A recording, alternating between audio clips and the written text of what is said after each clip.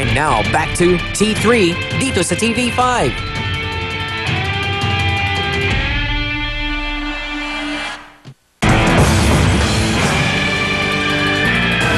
Kahirapan at malubhang sakit ang dahilan kung bakit nagawang iwan ng isang ina ang kanyang 3 anak.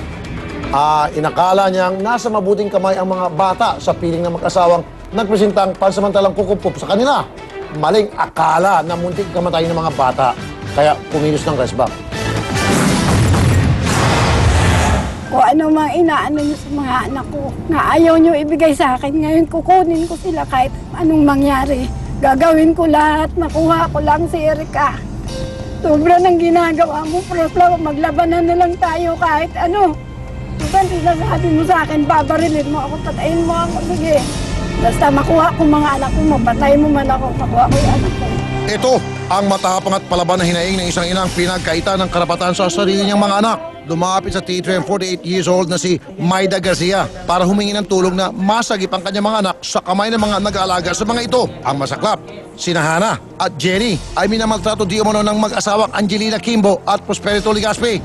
10 taon na nakakaraan, nakilala ni Aling Maida si Angelina Kimbo. Sa panong yon, bukod sa lugmok sa kahirapan si Aling Maida, nagkaroon pa ito ng malubhang sakit. Kaya ipinaalaga ang kanyang 3 anak kay Angelina. Inalok daw siya ng libreng pagpapagamot at pagkupkop sa mga ito habang siya'y nagpapagaling.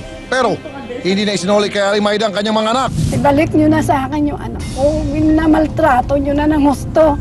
Nakarating pa sa kawawang ina na ginawang kasambay ang mga bata. Ang pangalawa at ang bunso niyang naiwan. Gulpi daw ang inabot sa mag-asawa. Kunin mo yun, baka maging tulala na yun. Sinumbag daw, ano? Di nagatubili ang T3 at agad pumunta sa Bacoor, Cavite sa tulong ng WCPD, DSWD at mga kauning ng barangay. Sinubukan namin i-rescue ang mga bata.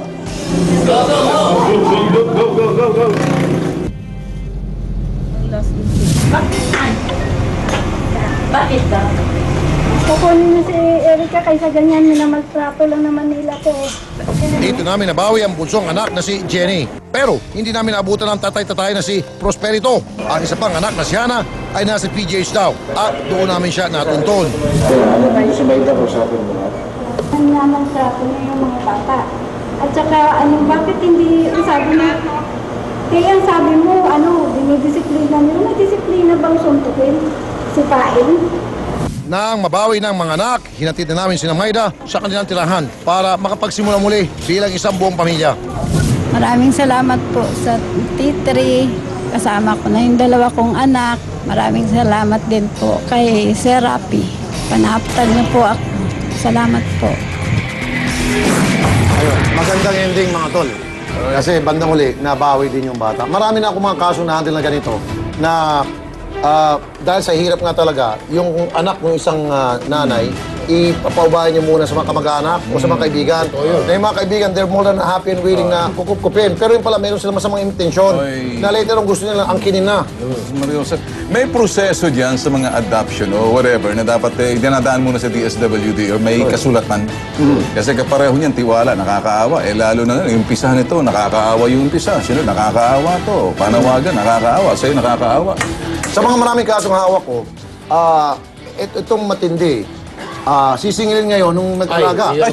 Bibilangin, pati mga kinain. Pati yung sabon, toothbrush. Parang baboy na pinataba. 5 years. Bibilangin yan. Ngayon, mahirap lang yung nanay na galing halimbawa kung saan probinsya, akin yung anak ko. Ito, kaya mong bayaran yan. Magkano? 150,000. At siya, kung walang 150,000, wala.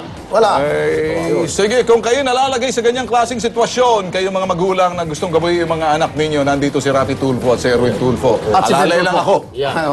Bitan. Para sagutin ang reklamo sa kanya, kausapin natin si Prosperito Legaspi. Mr. Prosperito. Sir. Mr. Prosperito. Sino naman to? Mr. Legaspi. Sir. Baka natutulog na binabangon Prosperito. na. Napipirito na siguro ang utak nitong taong ito. Kaya hindi makasagot. Oy, Prito. Prito, wala. Natutulog. Nakikinig lang, Tol Rafi. Nakikinig. Humihilik na parang Hindi kasi kung ano sasabihin mo. Hindi niya alam. Hindi, siyempre, sabihin natin, layas ka na. Sige. Mag-usap, layas. Gagawin natin. Rituhin mo sarili mo. Okay. Eto na ba? Oh. Junk shop sa Santa Cruz, Maynila e nareklamo ng mga residente. Ito ang aming nakuhang pamimerwisyo nito sa lugar ng naging aksyon ng Cotton Act sa problema. Isang informante si alias Totoy ang lumapit sa T3 ang kanyang tip. Ang barubal at bulok na pangangalakan ng isang junk shop sa Bamban, Santa Cruz, Maynila. Yung junk shop na to ay malaking perwisyo sa lugar namin. Kasi halos nasa sakop nila yung kalahati ng kalye. Yung sidewalk, natakpan na ng mga kalakal nila. Nang aming imbestigahan, caught in the act ang James Lim Junk Shop. Ang mga sakong ito sa kalsada na rin itinambak. Dahil dito, ang mga residente nakikipagpatintero tuloy sa mga sasakyan. Delikado silang magkatetano. Ilang ulit na palang inareklamo sa Manila City Hall ang junk shop pero wala raw umaaksyon dito. Tinapik ng T3 ang Mayor's Complaint and Action Team o MCAT para sa isang surprise inspection. At pagdating sa lugar... Go, go! Go! Nabulaga ang mga tauhan ng junk shop sa amin. Dito ka, Binigyan ng MCAT ang junk shop ng 3 araw para ilagay sa tama ang kanilang pagnenegosyo. Ma'am, hindi. Yung bodega po talaga. May bodega po ako. Ang kaso lang, kaya po hindi ako naka-deliver ngayon kasi yung isa kong tao na inuman kagabi. Eh naku mo to, sa totoo lang po, hinihintay ko kasi yung ambulansya papunta ito. Kinausap natin ang may-ari at tumugon naman siya doon sa panawagan at sa nakita naman natin na pinalinis natin itong junk shop at nangako naman ng may-ari nito na kanyang ipalilinis at hindi na muling magiging tatambakan ng kung ano man ito. At kung hindi, baka tuluyan ang bawi ng kanilang permit. Hangad lamang ng T3 na isaayos ng junk shop nang hindi na makaperwisyo sa mga tao sa paligid nyo. Sa pagbabalik ng tunay na sandigan ng taong bayan, kakausapin natin live ang isang lalaki na humingi ng katarungan para sa kanyang asawang nasa Saudi Arabia.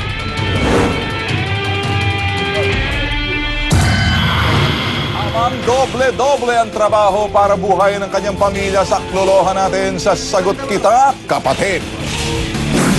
Kung meron kayong reklamo o personal na karanasan sa maling pamamalakad ng mga otoridad o ahensya ng gobyerno, ilabas sa mga cellphone at kumuha ng litrato o video.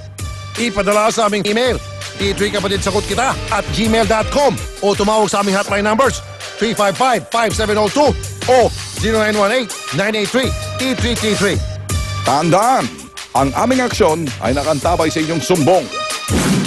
Sumbungan ng bayan, ang tunay na sandigan. Mahirap o may...